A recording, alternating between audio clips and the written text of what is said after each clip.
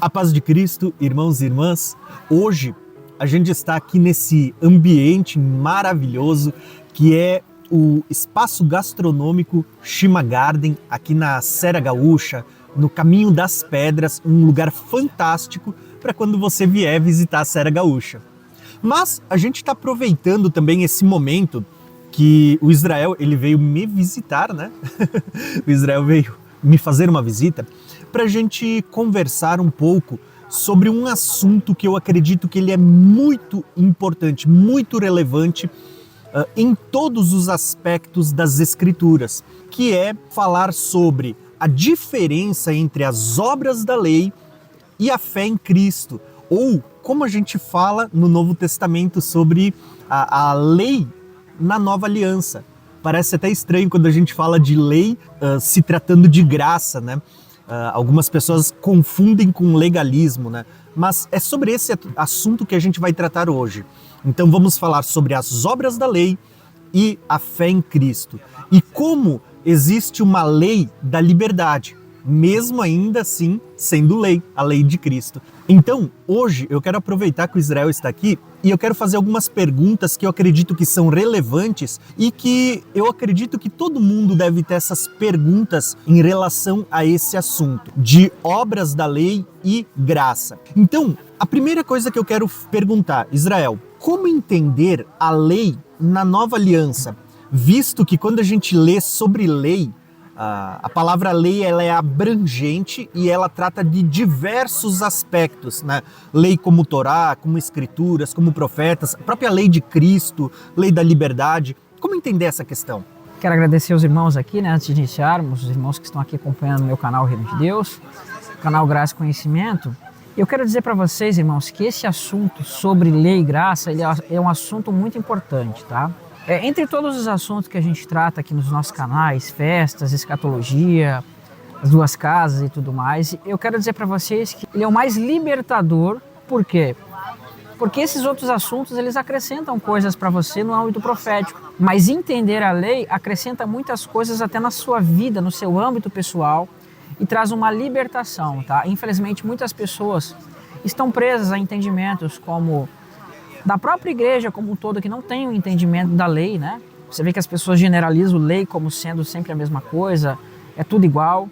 Outras pessoas, como os judeus messiânicos, por exemplo, eles fazem uma diferença que não está escrito aqui, que a gente vai tentar tratar ao longo desse vídeo. E isso traz peso para a vida das pessoas. E eu mesmo, quando eu era judeu messiânico, tinha um peso na minha vida, influenciava no meu casamento, na minha vida pessoal. E quando eu tive ciência disso aqui que a gente vai tratar hoje, isso me libertou ao ponto de eu entender aquilo que a lei realmente quer dizer, tá? Então é um assunto muito importante, porque você vai ver que no Antigo Testamento todo se falava de muita lei. Deus falava da obediência à lei, Deus falava muito sobre a lei, aí quando chega no Novo Testamento é como se Deus acabasse com tudo isso. E a gente vai ver que não é bem assim, tá? Então a gente tem que cuidar aquele extremo onde você é muito legalista e também aquele extremo onde você é antinominiano, que é contra a lei. Você não precisa fazer mais nada, não existe mais nada, não é assim, tá? A gente vai tentar entender isso, né? Irmão Tiago Tis, você fez uma pergunta, como entender essas questões de lei, por que aparece lei da fé, lei da graça, estar debaixo da lei, tudo isso. Então, infelizmente, o termo lei, ele não é compreendido pelas pessoas. Por quê, irmãos? O termo lei no Novo Testamento, ele vai ser utilizado como a lei de Deus, vai ser utilizado como lei do pecado, vai ser utilizado como a primeira aliança, vai ser utilizado como a nova aliança, vai falar do sacerdócio levítico, vai falar de sacrifício pelos pecados, vai falar de circuncisão, vai falar da própria Escritura e uma infinidade de coisas.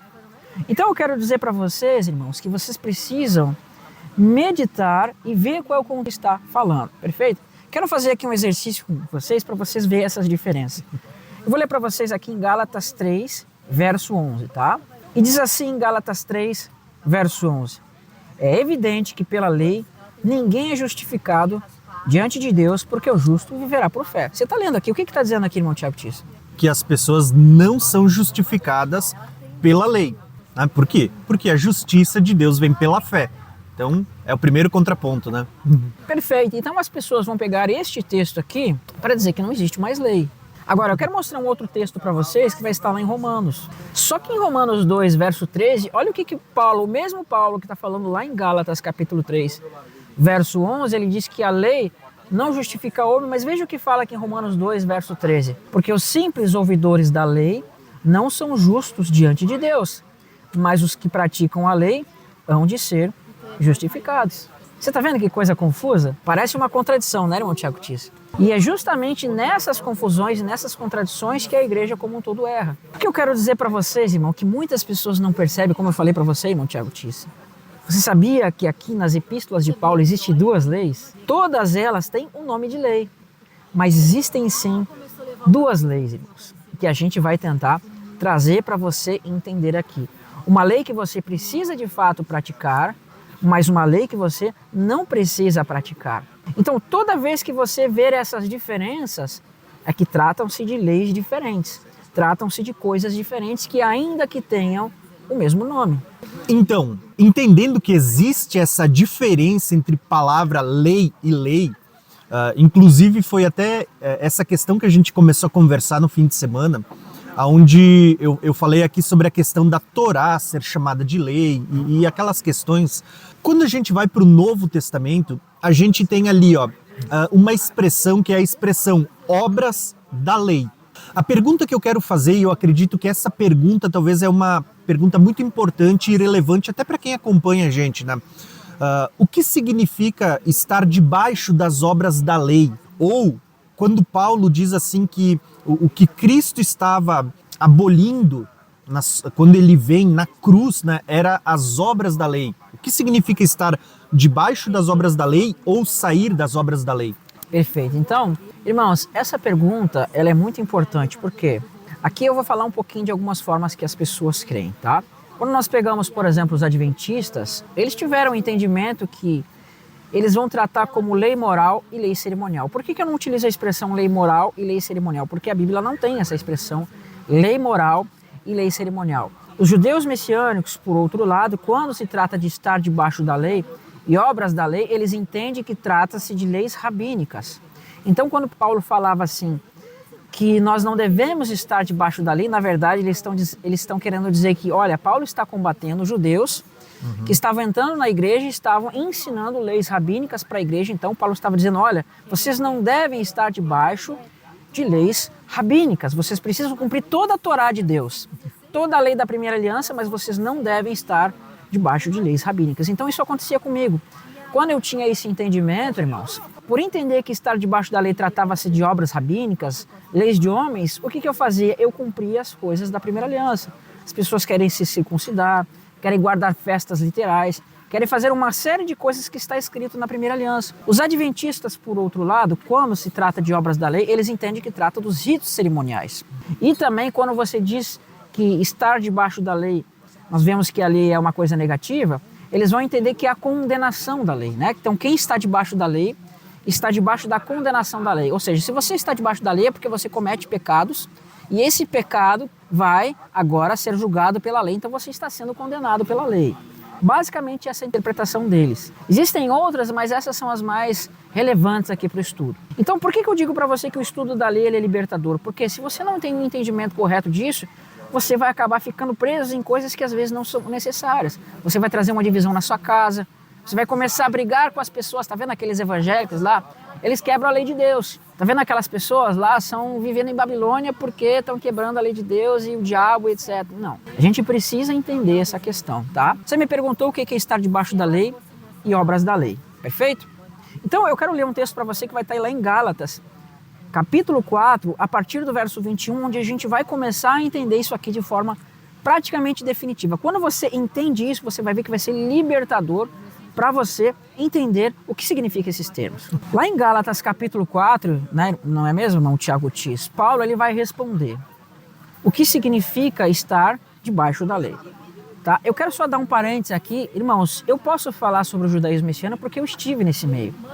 Os judeus messiânicos eles têm a mania de deturpar as epístolas de Paulo. Você vai pegar traduções feitas por eles ou comentários, você vai ver que sempre quando estiver assim debaixo da lei ou obras da lei, eles vão estar falando e traduzindo ali aqueles termos por legalismo, estar debaixo de uma cultura da perversão da Torá, legalismos rabínicos, legalismos etc., dizendo que justamente Paulo estava combatendo o legalismo que vinha dos rabinos, e aí para isso eles vão utilizar, né, um documento que eles acharam lá no Mar Morto, onde dizia que obras da lei eram os ritos de purificação do templo, os ritos sacerdotais que os judeus faziam. Mas você precisa entender uma coisa, irmão. Paulo não estaria aqui utilizando um texto do Mar Morto para explicar suas cartas, mas ele estaria explicando com coisas da própria Escritura, tá? E Gálatas capítulo 3 e 4 são muito reveladores. Mas eu vou mostrar para você aqui Gálatas capítulo 4, que inclusive vai revelar para nós até epístolas de Romanos que fala sobre Esaú e Jacó.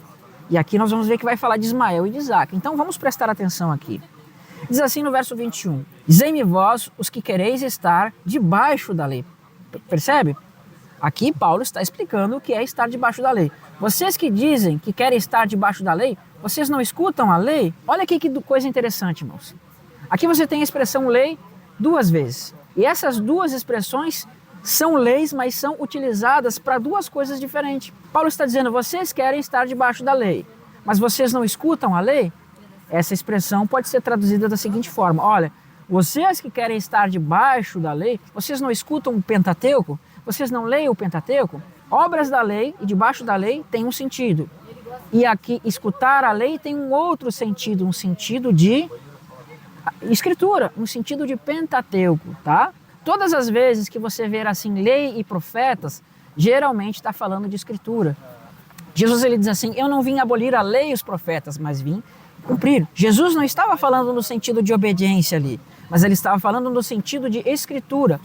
Eu não vim abolir a escritura, por quê? Porque na escritura estão cumpridas, né? Na escritura estão escritas as coisas que precisariam se cumprir. Então ele diz, eu não vim para abolir a lei e os profetas, eu não vim desfazer o que eles falaram, mas eu vim para cumprir, tá? Então é um outro sentido que nós temos aqui. Então ele diz assim, dizei-me vós os que quereis estar debaixo da lei, percebe? Estar debaixo da lei. Acaso não ouvis a lei? Pois está escrito que Abraão teve 2 filhos, um da mulher escrava e outro da livre. Mas o da escrava nasceu segundo a carne e o da livre mediante a promessa. Estas coisas são alegorias, porque estas mulheres são as duas alianças. Uma, na verdade, se refere ao Monte Sinai, que gera para a escravidão. Esta é Agar. Está aqui a resposta, irmão. Paulo estava dizendo que as pessoas aqui, ele vai dizer ali nesse mesmo texto, que quem chega em Cristo, quem está na graça, a gente vai falar um pouquinho sobre isso, é considerado a estar na liberdade. Mas havia uma presença judaica nessas igrejas que estavam dizendo, como você vai ver lá em Atos capítulo 15, que as pessoas para serem salvas, elas precisavam que se circuncidar. Elas precisavam cumprir tudo que estava na lei de Moisés para serem salvas. Então nós vamos ver que Paulo aqui está mostrando que haviam pessoas em Gálatas que depois de serem pregadas, receberem o evangelho de Cristo e estarem debaixo da nova aliança, veio uma presença judaica e começou a perverter elas para fazer com que elas voltem para a primeira aliança. E como elas faziam isso? Dizendo que as pessoas precisavam se circuncidar. Então, a circuncisão fazia com que a pessoa estivesse no contexto de debaixo da lei. Mas ele responde aqui, estas coisas são alegorias, porque essas mulheres são duas alianças. Uma, na verdade, se refere ao Monte Sinai, que gera para a escravidão. Então, eram pessoas que estavam saindo da liberdade e indo para escravidão. E o que é escravidão? É Agar. E Agar aqui vai revelar para nós que representa a primeira aliança. Então, moral da história, estar debaixo da lei é estar debaixo da primeira aliança, irmãos. Pessoas que nós, como gentios, que entramos na nova aliança, estavam voltando agora para a primeira aliança. Esse é o ápice do termo aqui, obras da lei e debaixo da lei. Quando você entende o estar debaixo da lei, automaticamente você vai entender obras da lei. Todas as vezes que você vê a expressão obras da lei, veja como vai estar se referindo ao que? Estar debaixo de escravidão, vai estar se referindo a coisas relacionadas àquilo que está escrito na primeira aliança. E por que obras da lei? Irmão, Agar, ela foi uma concubina de Abraão, perfeito? E ela vai dar um filho para Abraão chamado Ismael. E olha o que a Escritura vai dizer. Ora, Agar é o Monte Sinai na Arábia, que corresponde a Jerusalém atual, que está em escravidão com seus filhos. Um escravo, o que ele precisa fazer? Obras, não é mesmo? Então, quando Abraão teve um filho com Agar, Agar era uma serva. E este filho também passa a ser servo. Portanto, irmãos, se a primeira aliança é Agar e você participa da primeira aliança, aqueles participantes das alianças vão ser como filhos dessas alianças. Quem está na primeira aliança é filho de Agar. E se você é filho de Agar, você é escravo, servo. E o servo, irmãos, para ele receber alguma coisa do seu senhor, ele precisa o quê? De obras. Precisa de obras, precisa trabalhar. Agora, o filho não. Sara, que era livre, que representa a nova aliança, como vai dizer aqui, mas a Jerusalém lá de cima é a livre, o qual é a nossa mãe, porque está escrito: alegra-te, ó estéril, que não destes à luz. Exulta e clama tu que não estás de parto, porque mais são numerosos os filhos da abandonada do que tem marido. Vós, porém, irmãos, sois filhos da promessa, como Isaac. Isaac, ele era filho de Abraão. E se ele era filho, ele era herdeiro. Então, essa é a relação da graça e a relação de obras da lei, de estar debaixo da lei. Quando você está debaixo da lei, você está debaixo de Agar e você precisa praticar obras para receber a sua recompensa como salário. É interessante que quando você fez essa colocação entre os dois filhos de Abraão, né? Ismael e Isaque, um é servo, outro é filho. E é nessa questão de Isaque que a gente vê a questão do filho e a gente vê a graça de Deus. Porque o servo, ele tem que fazer obras para merecer, né? Enquanto o filho, ele não precisa fazer nada para herdar, porque ele é filho, é a graça, é dado de graça para ele. É essa questão, né?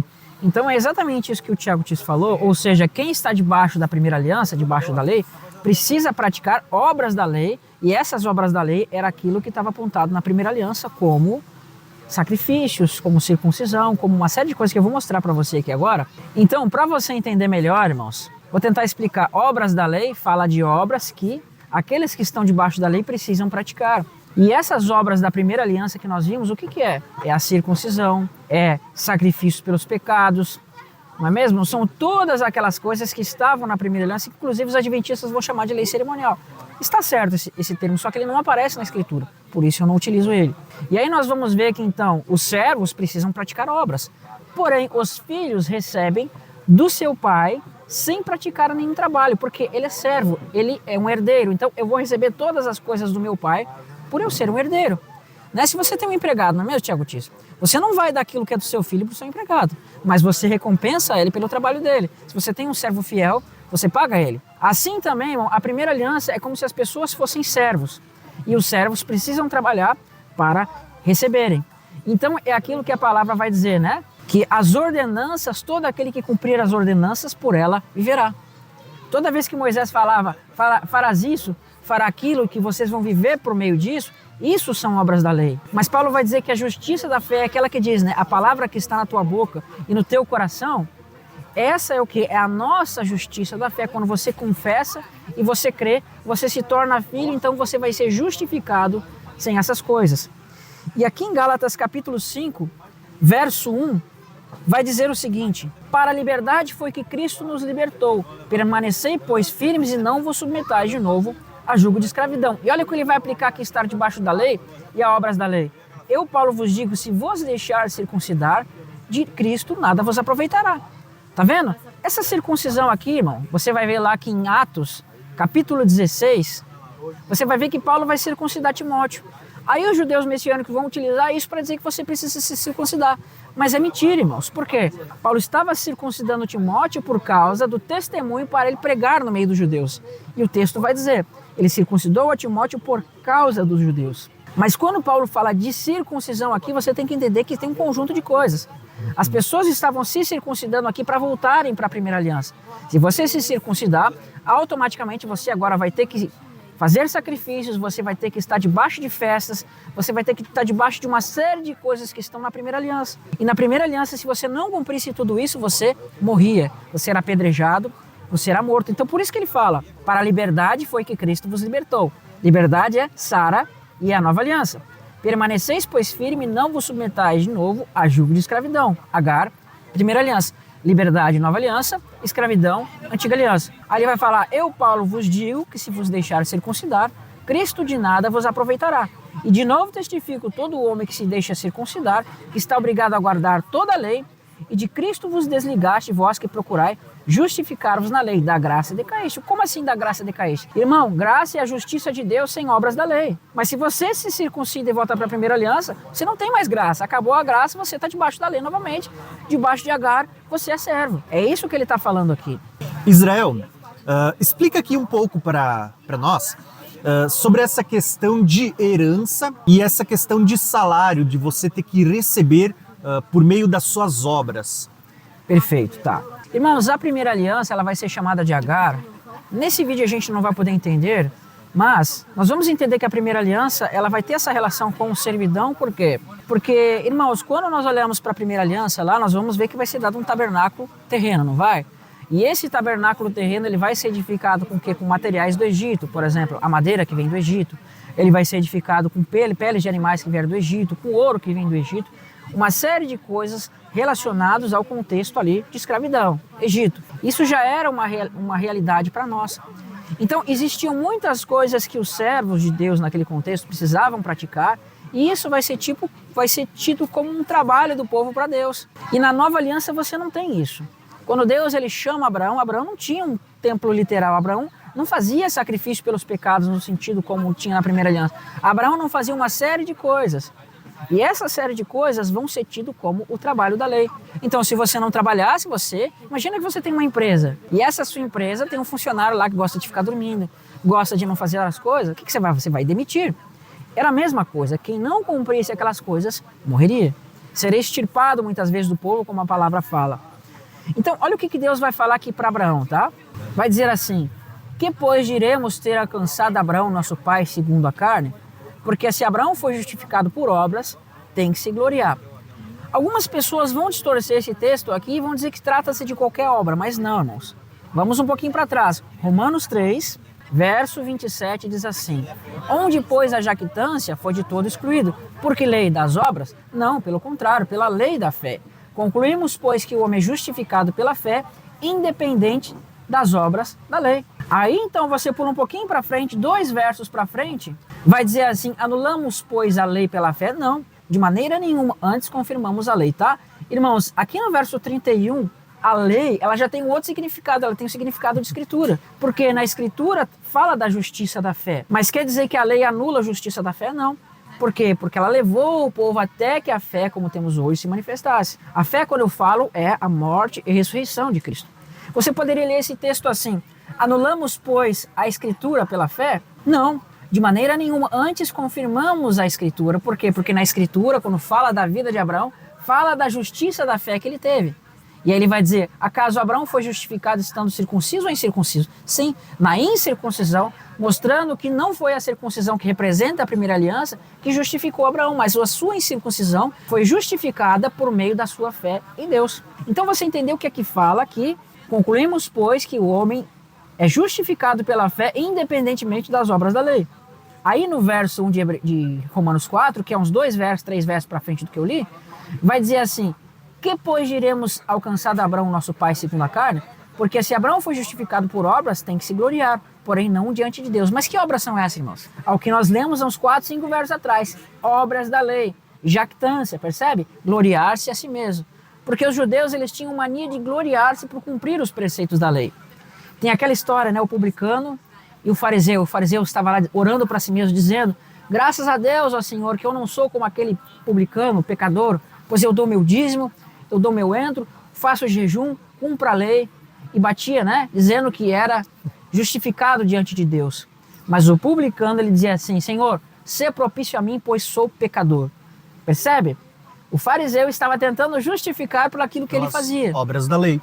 Mas o publicano, sendo pecador, foi justificado diante de Deus porque ele creu que Deus era propício para ele. Pela fé. Pela fé, irmãos. Ele teve fé que Deus o perdoaria. Então, isso é a justiça da fé, é a justiça da graça. Então, quando fala aqui de obras para Abraão não se gloriar, são obras da lei. Pois o que diz a Escritura, Abraão creu em Deus e isso não foi imputado como justiça. Então, aqui no verso 4, Paulo vai explicar essa relação das duas justiças que tinham na primeira aliança e na nova aliança. Ora, o que trabalha, verso 4, o que tem obras, trabalhar no grego é ergon, significa trabalho. O seu salário não é considerado como favor, algumas traduções vão estar como graça, e sim como dívida. Mas o que não trabalha, porém crê naquele que justifica o ímpio, a sua fé lhe é atribuída como justiça. O que ele está dizendo aqui? O que trabalha, ou seja, o que tem obras. Né? A sua justiça, o seu salário não é atribuído como graça, mas é atribuído como uma dívida. Então, quando você trabalhava na lei, você recebia do Senhor como dívida, como servo. Mas aqui está o nosso caso, da fé. Mas o que não trabalha, ou seja, não tem obras, porém crê naquele que justifica o ímpio, a sua fé lhe é atribuída como justiça. Então, obras da lei, trata das obras que os servos, filhos de Agar, têm que praticar para receber o seu salário. Mas a fé e a graça, simplesmente você se torna filho e os filhos não precisam praticar obras da lei para receberem a herança do seu pai, ok? Aqui eu quero fazer mais uma pergunta, tá? Porque eu acredito que esse assunto ele é muito profundo e, como a gente tem falado, ele é muito libertador quando você compreende, né? A pergunta que eu quero fazer agora, Israel, é o seguinte: quando a gente olha para as obras da lei, ela passa uma sensação, quando a gente lê o Velho Testamento, quando a gente chega no Novo também, que as obras da lei, regras sobre regras, preceitos sobre preceitos e todas essas coisas, elas não eram da vontade de Deus para o homem.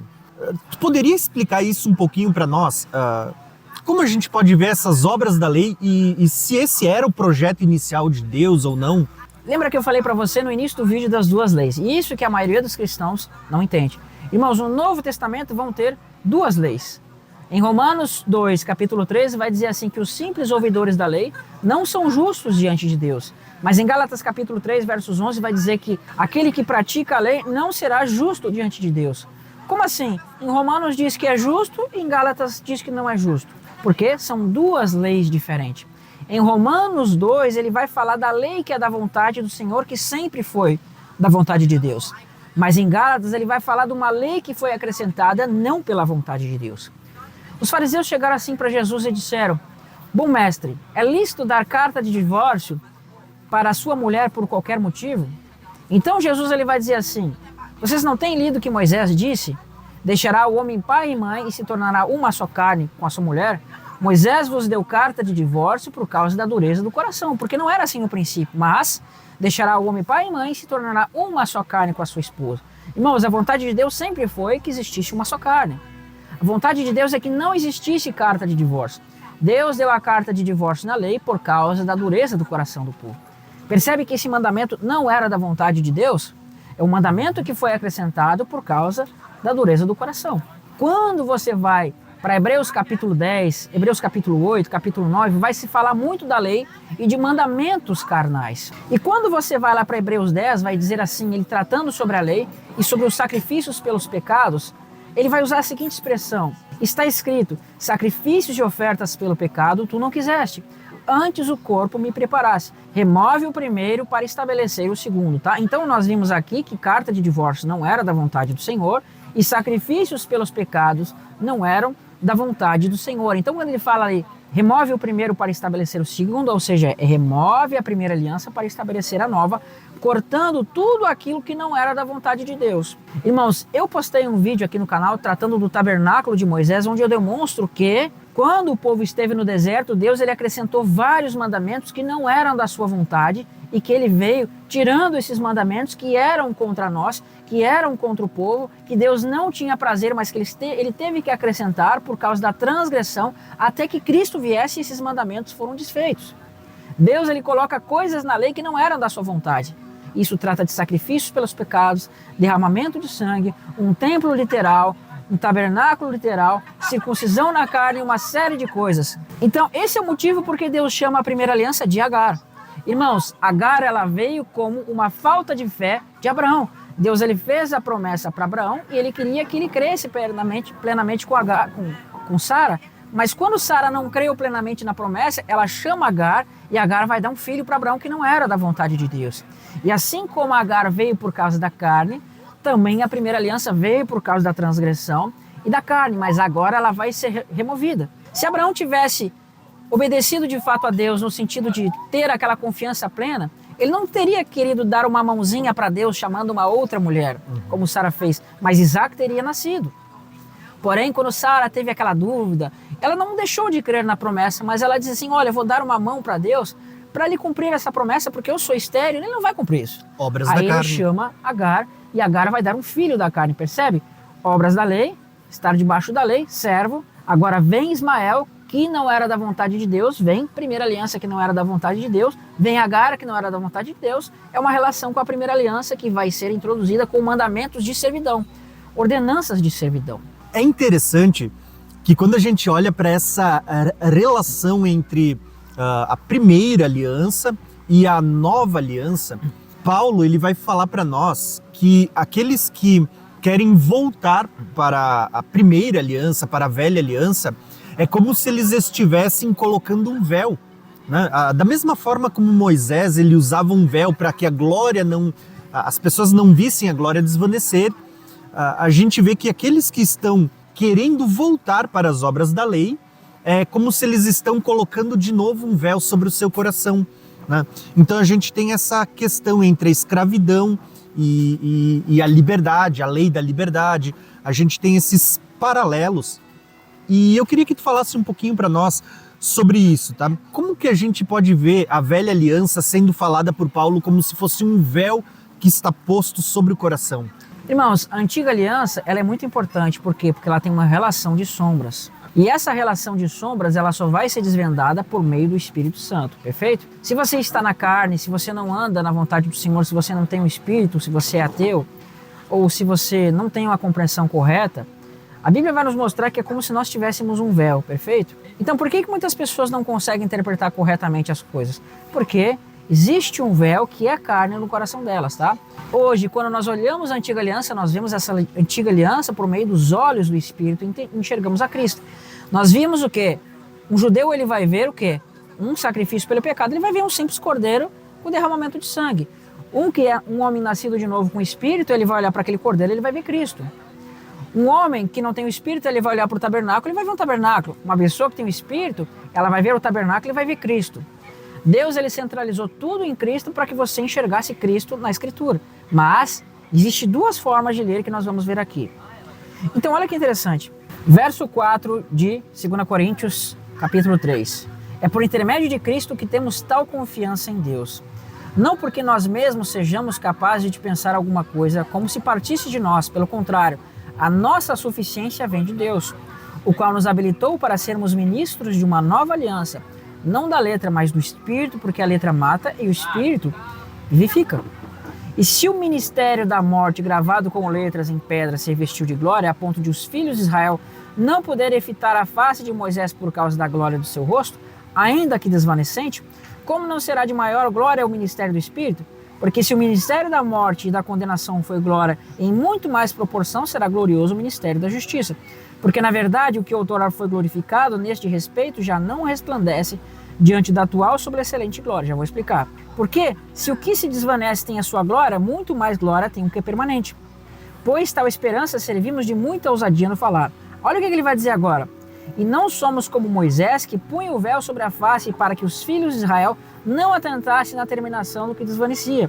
Mas os sentidos deles se embotaram, pois até hoje, quando fazem leitura da antiga aliança, o mesmo véu permanece e não lhe sendo revelado que em Cristo é removido. Mas até hoje, quando é lido Moisés, o véu está posto sobre o coração deles. Quando, porém, algum deles se converte, ao Senhor o véu lhe é retirado. Vamos tentar explicar isso aqui, irmãos. O que ele está dizendo? Ele está comparando as duas alianças aqui, o sol e a lua. Vou explicar para você. Irmãos, quando nós vemos que está à noite, nós vemos a lua no céu, perfeito? Você vê a lua, a sua claridade, ela tem a sua glória, ela tem o seu brilho. Então, quando amanhece e vem o sol, veja, o sol ele tem uma glória tão grande que ele vai ofuscar a lua. A lua vai desaparecer na glória do sol. A lua tem a sua glória, tem a sua luz, mas o sol tem uma luz muito maior que vai ofuscar a glória da lua. Assim ele está dizendo que a primeira aliança teve a sua glória. Ela tinha o seu brilho porque revelava o pecado, fazia uma série de coisas e conduzia o homem, né, para que o homem, através dessa condução, pudesse chegar até Cristo hoje. Mas quando vem a nova aliança vai ser comparada ao quê? Ao sol. E essa nova aliança, como o sol, vai tirar todo o brilho da antiga aliança, ao ponto que agora a nova aliança vai resplandecer como o sol. E aí ele vai fazer uma comparação, dizer que os filhos de Israel não podiam olhar para a face de Moisés, que estava gloriosa. Lembra quando Moisés subiu lá no monte, onde ele esteve com o Senhor? Nós vamos ver que o Senhor, com a sua face gloriosa, ela vai botar a mão sobre a sua face e vai passar por Moisés. E aí nós vamos ver que Moisés vai ver as costas de Deus. Mas a face de Moisés vai ficar gloriosa. Quando Moisés ele desce diante dos filhos de Israel, os filhos de Israel não conseguem olhar para a sua face pela glória de Deus que estava na face de Moisés. Então Moisés ele vai colocar um véu para poder falar com o povo. O que significa isso, irmãos? Aqui é aquilo que Paulo está falando, que no coração daqueles que estão debaixo da primeira aliança existe um véu. E esse véu é o quê? É a carne. Então, quando eles olham a primeira aliança, eles olham a primeira aliança com um véu. E o véu representa o quê? A literalidade. Se você tem o véu no seu coração, você enxerga a primeira aliança como sangue, sacrifícios, etc, etc. Mas quando você tira o véu da face de Moisés, é a face gloriosa de Moisés. Revela-se a glória que está em Moisés, e a glória que está em Moisés é Cristo. Então, quando você olha com o véu, você vê carne, mas quando você tira o véu, você vê a face gloriosa de Moisés. A face gloriosa de Moisés representa a nova aliança, que é a glória de Cristo. Então, existem duas formas. Você olha com o véu, você olha sem o véu. O véu na face de Moisés representa a primeira aliança. Tirou o véu, vem a nova aliança, que representa Cristo. Portanto, você precisa enxergar a nova aliança por meio da antiga aliança, sem o véu na face. E isso só é possível quando você recebe o Espírito Santo. Por isso que tem tantos ateus, tantos incrédulos, tantos judeus que tentam interpretar a Escritura a seu bel prazer, sem ter o Espírito, e vão enxergar muitas coisas. Sacrifícios pelos pecados, templo literal, vão querer estabelecer aquilo que é literal. Por quê? Porque estão na carne, porque não têm o Espírito para interpretar. Então hoje nós vemos a antiga aliança, nós vemos o templo de pedra, nós vemos dízimo, nós vemos tudo isso de forma olhando a lei sem o véu por meio do Espírito. Talvez uma das últimas perguntas que eu quero fazer, e talvez até a mais importante, é: quando a gente fala sobre as obras da lei, a gente sabe que está muito associado à primeira aliança, como a gente está falando aqui, e quando a gente olha em contraponto, nós temos a fé em Cristo, né? Então a gente tem aqui as obras da lei, a gente tem a promessa, a gente tem aqui um coração de pedra, que você tem um coração de carne, você tem o Espírito Santo agindo na nossa vida. Então, sempre que a gente fala, a gente está fazendo um contraponto entre lei e graça.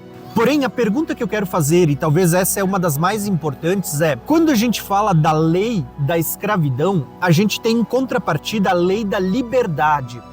E muitas pessoas pensam que a graça, ela é a ausência de lei. E eu queria te perguntar assim, como é que você vê? A graça, ela é uma ausência de lei, onde você tem carta branca para pecar, porque Deus te justifica pela graça, agora é só você ter fé e pedir perdão?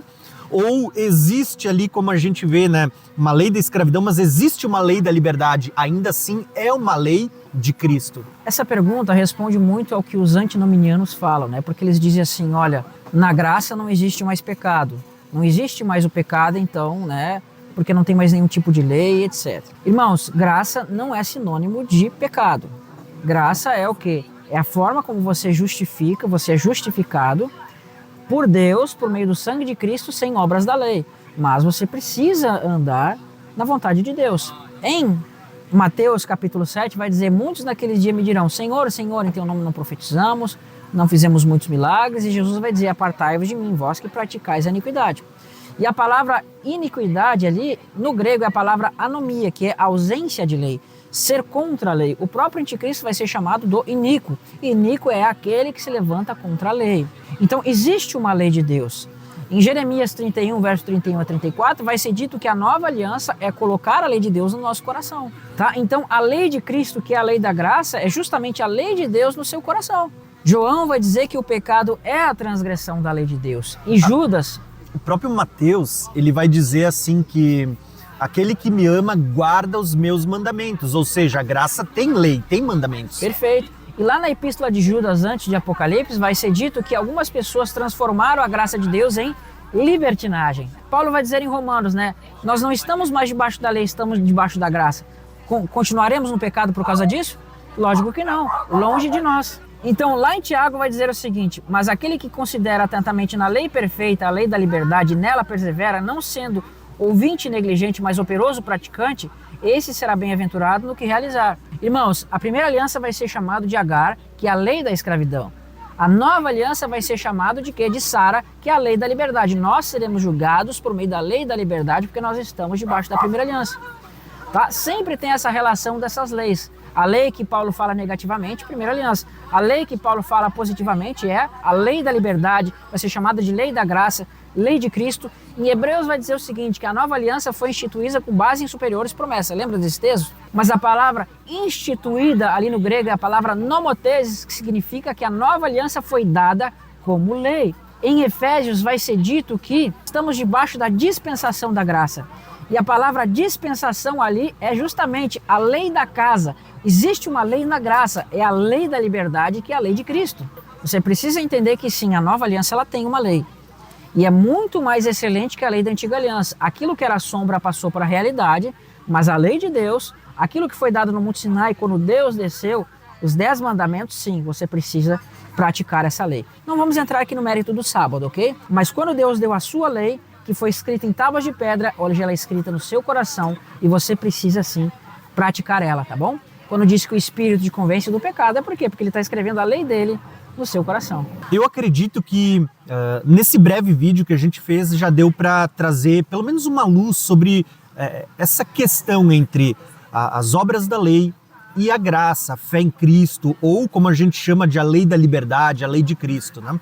O que a gente quis mostrar com esse vídeo é que a nova aliança, ela também tem uma lei. Só que talvez a grande diferença entre as obras da lei da primeira aliança e a lei da nova aliança, que também consiste em mandamentos de obediência, aquele que me ama guarda os meus mandamentos, talvez a grande diferença aqui é que a lei do Velho Testamento, ela não te dava subsídio, ela te mostrava o pecado, ela mostrava o caminho que você deveria andar, mas ela não te dava forças para vencer o pecado.